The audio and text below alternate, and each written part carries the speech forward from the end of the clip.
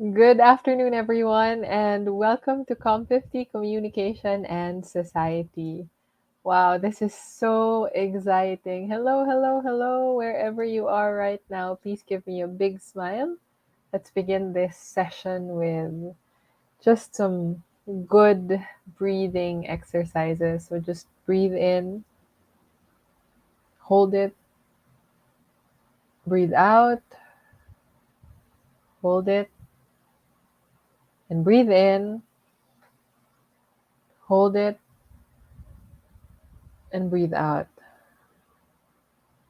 hold it. Okay, welcome again to Communication and Society. And I'd like to congratulate everybody. You've made it. You've finished the first half of the first semester. And now we are in our final half of the first semester of academic year 2022 to 2023. So let's jump right into it. This is creating a social media campaign. As I've told you, already, if you are able to complete this project, you will not have to take your final exam. Okay? So do your best. Great. Now, here are our goals for the final half of the semester. First, you will be working in teams to apply the principles you've learned about communication and society. Next, you will create and launch your own social media campaign as your final project. And as you go, we're going to have mentoring sessions. So I'll be there with you. I'm going to be inviting some friends to also join you in the journey. Let's proceed. So, part one, we're going to be talking about campaign teams. What are campaign teams? We've already grouped you. Okay, you've grouped yourselves into 7 or 8 different teams. And we're going to be talking about what are the roles of the members of that team. So, first, let's begin by defining a social media campaign. You can see it on your screen that a social media campaign is a series of coordinated activities, and they have a specific goal, and it is done over a set period of time with outcomes that can be tracked and measured. So this is a calculated endeavor. Okay, and it's not a one time thing, it's a series of activities that go together with a specific goal in mind, and then it's being done over a specific period of time with desired outcomes that can be measured or tracked. So you may limit a social media campaign to one platform. You can use Facebook, or you may use multiple social media platforms. You may use Facebook plus Instagram plus WhatsApp plus YouTube. You can do that. Okay, for this one, I'll only be requiring you to use Facebook. Okay, but if you want to go beyond that, if you want to go the extra mile, go ahead. Now, let me tell you a little bit about a campaign that I led and organized in 2014. In 2014, how old was I in 2014? I think I was 18 years old. Yeah. So I was 18 years old at this time. And I was a student in Dumaguete. I was studying mass communication. And as a requirement for our environmental communication campaigns class, we were to run our own environmental communication campaign. And my teammates and I, we we agreed to focus on the environment. We love the environment. We were tree huggers. So we thought of clean, sustainable, and green transportation. So we said, you know what, Dumaguete is such a livable city. We would often say that in Dumaguete, you can walk anywhere. If you wanted to, you can walk to the mall, you can walk to the boulevard, you can walk to the beach. It's such a walkable, livable city. And one of the things that we found that was missing in Dumaguete was just this support for sustainable forms of transportation, like biking, right? Cycling. And there were no bicycle lanes. So there was little support from the local government at that time in 2014. And we wanted to mobilize this like we wanted to start a movement where we could gather people who wanted to support sustainable transportation, and in the process hopefully move the local government and other partners to support this advocacy. Now let's proceed. That was our Facebook page, What Moves You, and these are some of the activities that we took part in and we organized. So we worked with the College of Mass Communication, the Persons with Disability Community, the LGU, and environmental NGOs in Dumaguete. This was before COVID, right? Way before COVID, and we staged an advocacy parade. So we marched along the streets of Dumaguete, and we brought our campaign banners, and we just wanted to take a stand, take a walk for the environment. Now, yeah, you can see that we have I support CSG. That CSG stands for Clean, Sustainable, and Green Transportation. We had other friends join us from the PWD community. You'll see me right there. And yeah, you don't need gasoline to move. That was our tagline. We wanted to tell people, in order to move from one place to another, you don't need gasoline, you don't have to buy a new car. You can actually make use of bicycles, and you can walk. So there are many sustainable ways of transporting from one place to another. Now, as part of our mobilization, we designed different t-shirts, and our advocacy also supported uh, Silimanian. A Siliman student was bone cancer. So our advocacy had a mascot. This is something that I invite you to consider if you're going to run a campaign on social media. Have a mascot. It can be an animal, it can be an animated character, but that mascot has to represent your advocacy and what you're standing up for. So we wanted to make use of the panda. So we were team panda, primarily because pandas are just so gentle. They're so gentle and they're so iconic. And we created these simple cartolina panda heads, if you can see this. And we worked with cosplayers. So we had Darth Vader and we had stormtroopers. And we marched along. We went around Silliman University. We went around to Dumaguete City. And we gathered volunteers to raise funds for Trina. Okay? So she had bone cancer. Sadly, Trina did not survive, but yeah, we were just grateful to be a part of her journey. And she's such a sweet girl, very sweet girl. And part of what we did was also organize an international symposium. So remember, I was only 18 at that time, and it was amazing, just how everyone came together and people were volunteering, and we had a friend who said, hey, I know people from this country and they can come and help us. So we partnered with Redraw the Line and People's Climate March, and they flew in. Okay, they flew in from the UK and India, Bangladesh, I mean. So they flew in from the UK and from Bangladesh. And we organized this symposium. So it was like a physical seminar. And it was called What Moves You? Do It. Okay, it was a symposium and an exhibit. So we wanted to have an exhibit of different sustainable forms of transportation. And the focus is really, what are the modes of clean, sustainable, and green transportation that we can use in this city? So we organized, we prepared everything, and we promoted it through social media. Now, for your project, you are allowed to organize a physical event. As long as you secure the necessary permits, you may organize a physical event. But you also may organize an online event like a webinar. So I'll let you decide on that. We also created a brand video, an advocacy video. So you can find this on YouTube if you want. This was 2014, so way, way back. And our goal for this video is to just kind of make people feel the atmosphere of our advocacy. And as you can see on screen, our challenge was get up, go out, and do what moves you.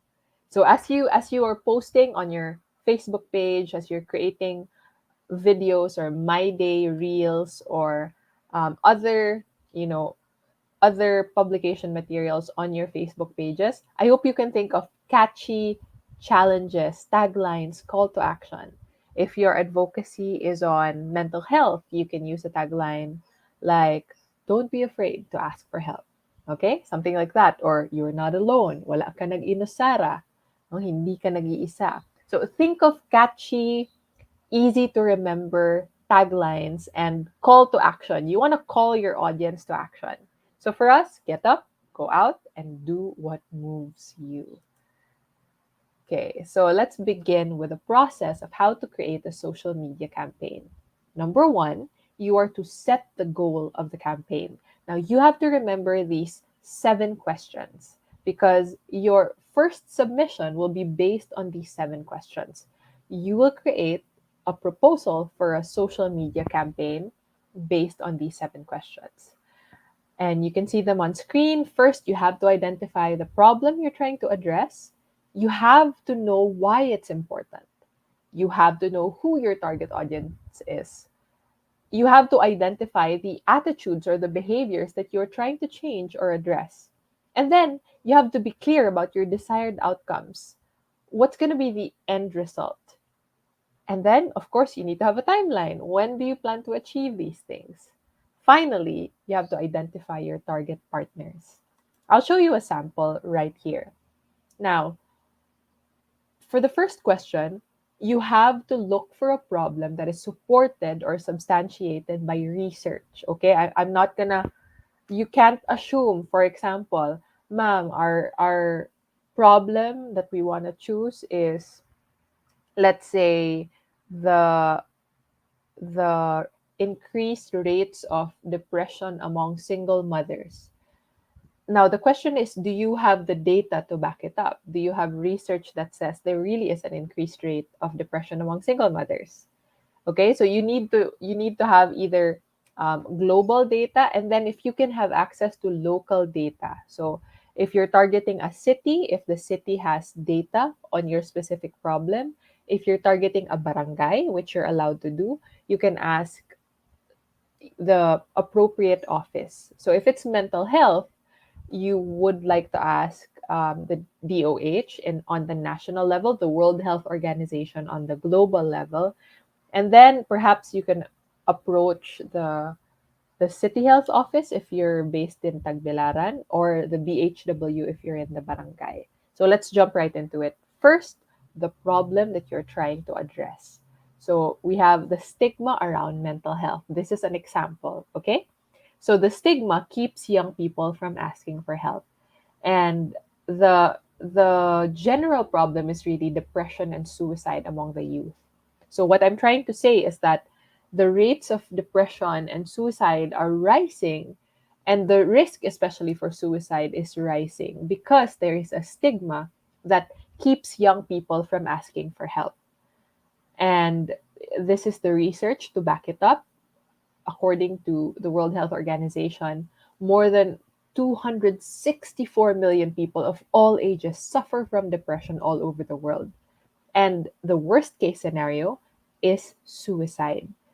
Now, among 15 to 29-year-olds, suicide is the second leading cause of death. And here's the sad part: Bohol has the second highest rate of suicide occurrence in the Philippines. So once you've established the problem that you're trying to address, you have to answer the second question. Why is it important? Why is it important to you as your team? So you can make it a personal cause. For example, this is personal to me because I've struggled with depression. Okay? You can make it a general cause, like what I wrote here. Life matters, and we don't want any of our youth to succumb to suicide. Okay? So once your why is clear, your purpose is clear, you can then proceed to the third question. And the third question is, who is your target audience? So you have to be very, very specific with this one because you can't be shooting everywhere. Okay? The more if you can specify, the narrower your demographics for your target audience is, the more you can measure if your campaign has been effective. So for me, because of the World Health Organization data, I'm going to target 15 to 29-year-olds living in Tagbilaran City, Bohol, because I live in Tagbilaran City. I can also target just Barangay Bohol because I live in Barangay Bohol. So you may focus on an area. You can focus in within BILC. You can focus within Cortes, where our campus is located. You can focus on a barangay where one of your teammates is living.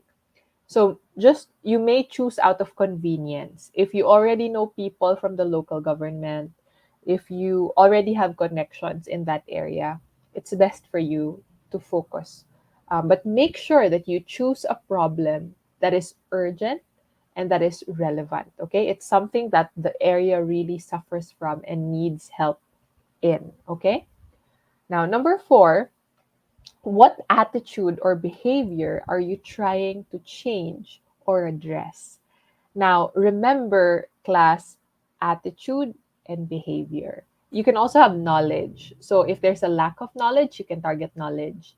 Now, attitude or behavior, the attitude is more of an internal thing. So, it's like a mindset towards a certain problem. And then behavior is the external part, the actions. So for me, for this advocacy, the attitude is somehow this is also a knowledge part. There's a lack of awareness. Either a lack of awareness, sorry, a lack of awareness or the stigma. Okay, I forgot to write the stigma surrounding mental health. That's an attitude. Now, what's the behavior that I want to address? Number one, young people don't ask for help. When they struggle, they don't ask for help. So that's one behavior. The second behavior is they don't know where or from whom to ask for help. So wala sila kabaloon sa local hotline or if there's a national hotline by DOH or if the school has a hotline where they are studying. So we want our young people to know that they can ask for help and that there are places and people who are willing to help them. Now, for the fifth and sixth question, what are your desired outcomes and when do you plan to achieve them? Kani, we're going to talk about numbers here. I'm keeping this very, very simple, class. I'm not going to go deep into analytics. We're doing social media campaign and we're supposed to talk about analytics, but we're just gonna make this about your target audience. Okay? So how many young Tagbilaranons, young um, students or young, they can be old. We had a group targeting senior citizens. So how many do you want to reach? And what are the ways that you want to reach them and when do you want to be able to do that? So for this, I have two major desired outcomes, right? As you can see, first, at least 100 young Tagbilaranons will participate in our hybrid mental health awareness workshop on December 3, 2022. That's our first desired outcome. And when? Number two, at least 300 people will like and follow our Facebook page called Wala Ka Nag-inusara by December 9, 2022. So these are very simple. First, you have the webinar or the seminar if it's an in-person thing.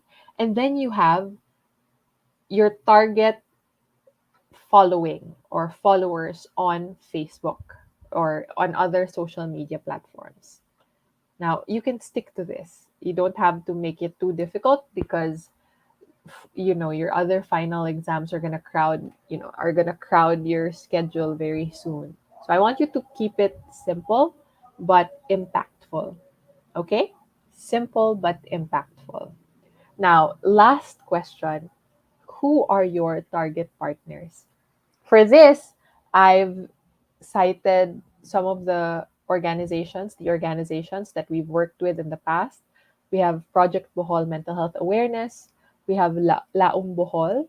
We have the local government of Tagbilaran City. If you're targeting a specific barangay, then you can target the BLGU, the Barangay Local Government Unit, the City Health Office. Again, if it's a barangay, the BHW, and then the SK Federation, or maybe your local SK Council.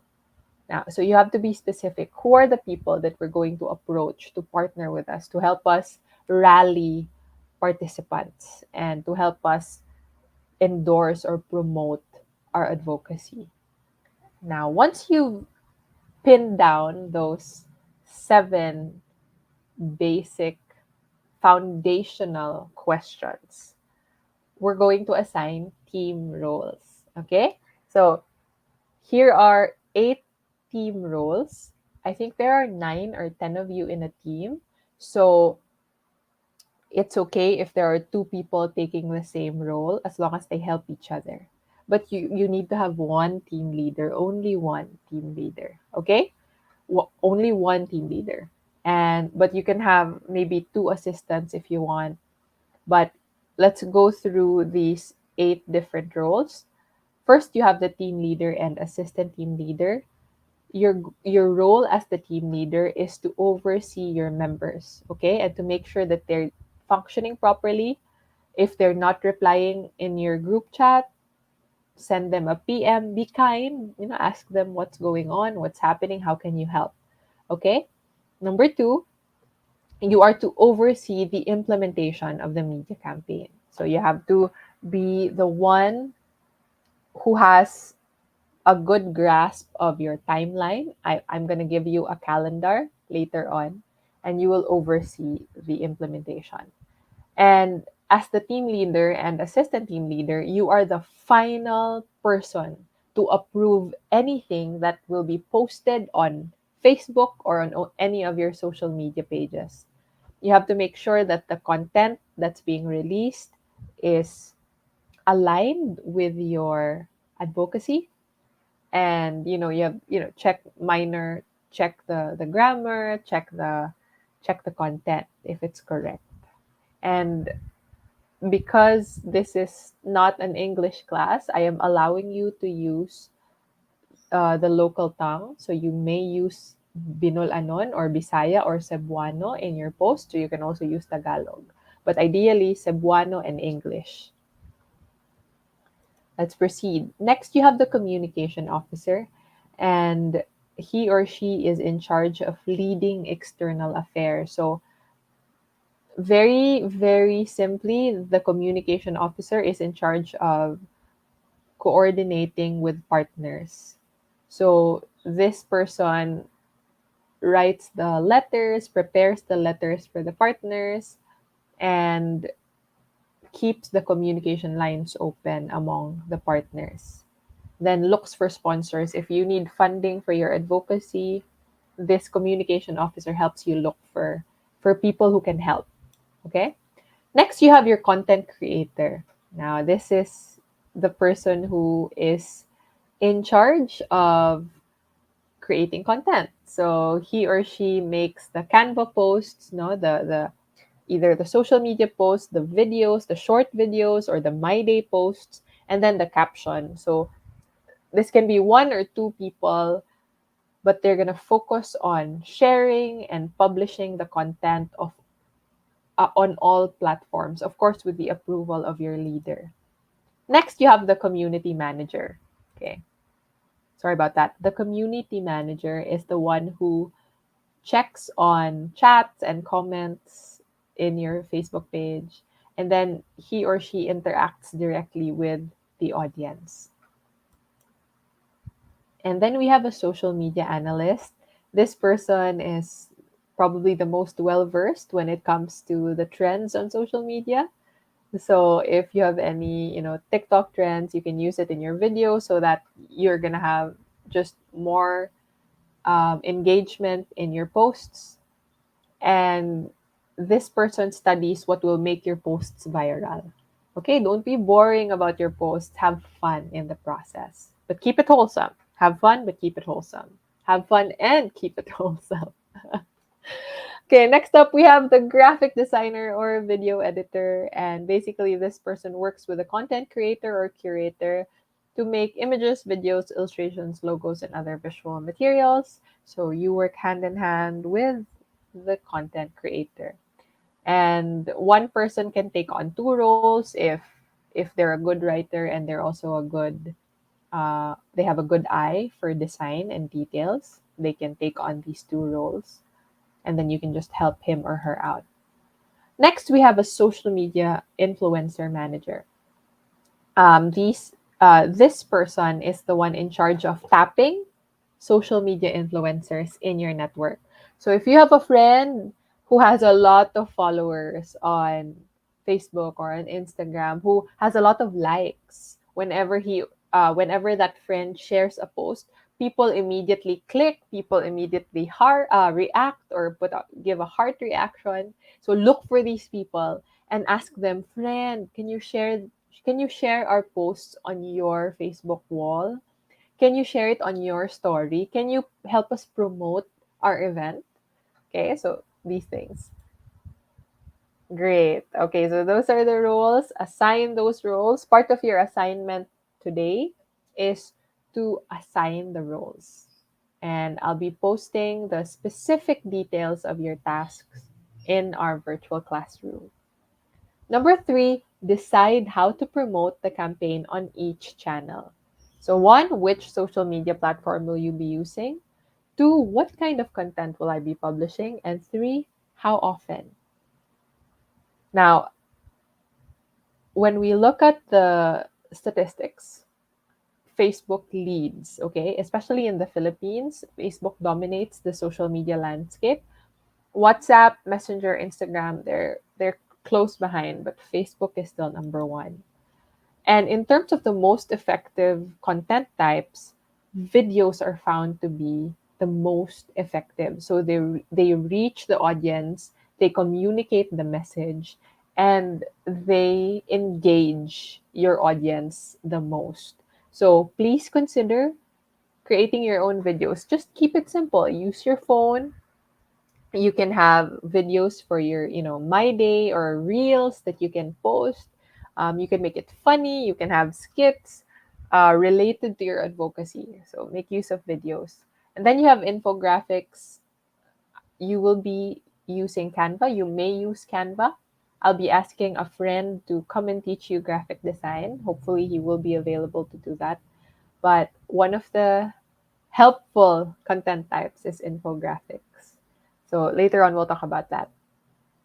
Now, how often to post on social media? Here are the details.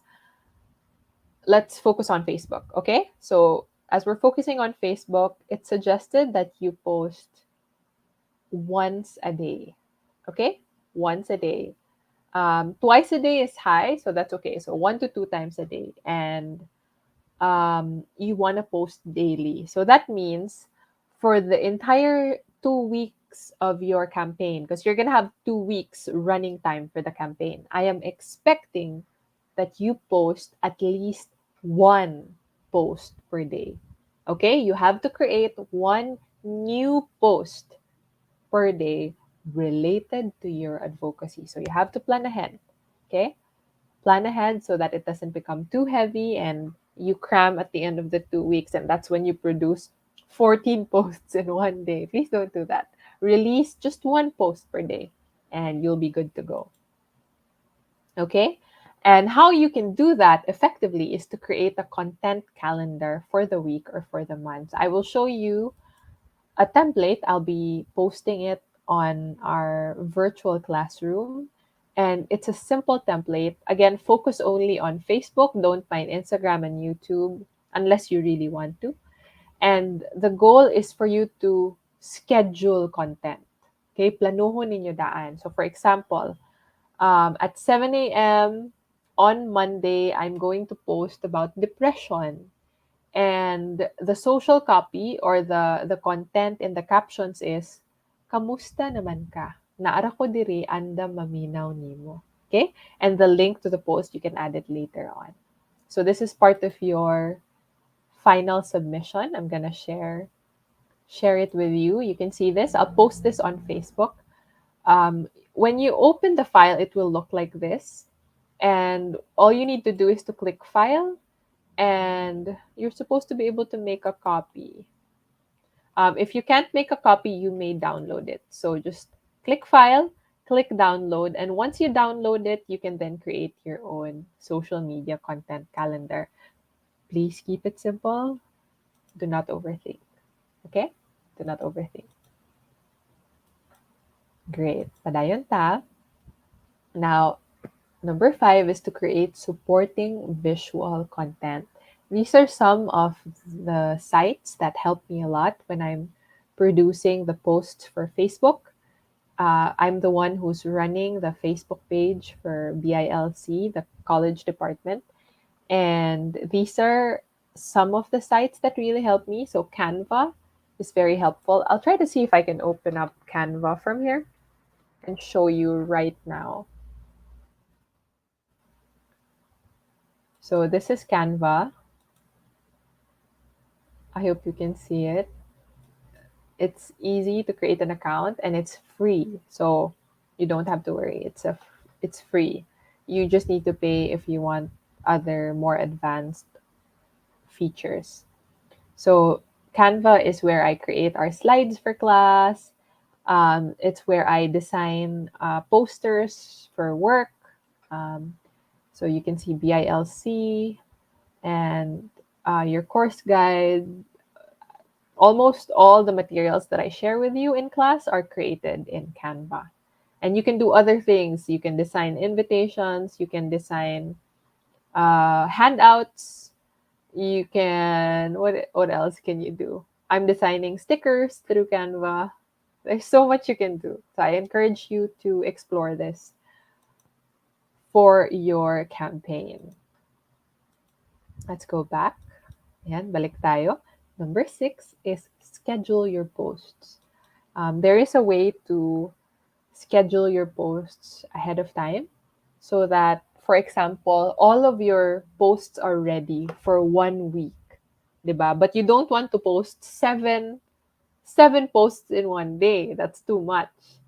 So what you can do is you may schedule posts. Let me see if I can pull up the BILC official page and show you how posts are scheduled and how this is helpful for your content creator because they don't have to think about posting every day. Okay, they can just prepare the posts on Sunday afternoon or Monday, and then automatic na siya na mag-post all throughout the week. So this is our page for BILC, right? And this I'm using desktop. So for example, I want to post an update. I want to say, come on. I want to say the BILC intramural meet is fast approaching. So let's just say that I'll keep it very simple. For example, it's just that. And then I add a photo or a video. Let's see if I can find a photo or video that's appropriate for this. Okay. So let's just say this is just a sample. Now, once you have that pegged, you want to schedule your post and you can click the Meta Business Suite. And once you're in the Meta Business Suite, I'm here. So okay, if you can, I hope you can see my screen. Okay. So once you're in the Meta Business Suite, this is okay. You can click, for example, if you want to schedule it on Friday. Okay, if you want to schedule it on a Friday, you click the Friday slot,